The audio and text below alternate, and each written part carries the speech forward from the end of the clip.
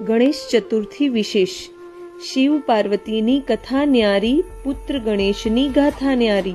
શિવ ગયા અનિશ્ચિત યાત્રા પર, મા પાર્વતી એકલા કૈલાસ પર.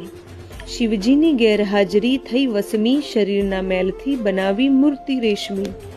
પૂર્યા પ્રાણમાએ શિવની કૃપાથી, અવતર્યા પુત્ર ગણેશ શક્તિ કૃપાથી. બાલ ગણેશ સંગમાં ભૂલી વિરહ, દિવસો વીતતા રહ્યા પુત્ર પ્રેમમાં અવિરત.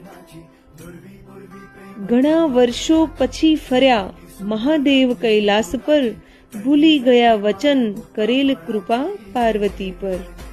પ્રવેશ દ્વારે ચોકી કરતા દીઠા બાળને, શિવજીએ કહ્યું જવા દે અંદર મુજને.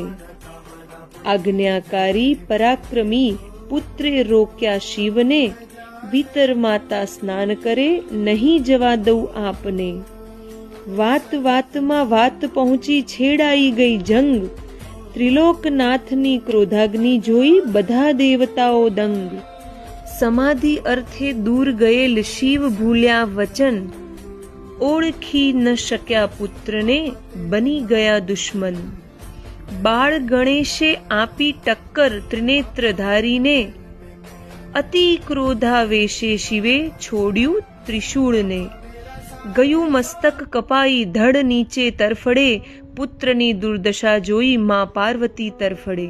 શું કર્યું આ નાથ તમે, માર્યો નિજ પુત્ર, દીધેલો કોલ તમે તન મેલથી ઘડ્યો તો પુત્ર. ચોધાર આંસુએ રડે પાર્વતી લપાઈ ઓખા, સજીવન કરો મમ પુત્રને ન જાણું નિયમ નોખા.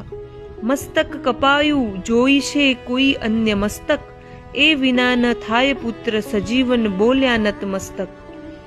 આદેશ આપ્યો શિવે ગણને, મળે જે પહેલું પ્રાણી, ચહેરો હોય જેનો ઉત્તર દિશાએ લાવો એ પ્રાણી. પહેલો મળ્યો હાથી, મસ્તક લઈ આવ્યા ગણ, શિવે સગળી શક્તિથી સજીવન કર્યા જણ. એ દિવસથી બન્યા ગણેશ ગણોના અધિપતિ, સર્વજનોમાં પામ્યા ખ્યાતિ, કહેવાયા ગણપતિ. ગણેશથી ગણપતિની સાંભળી યાત્રા, હૈયું કરે કામના, મારા આ મૌલિક શબ્દોથી ગણેશ ચતુર્થીની શુભકામના.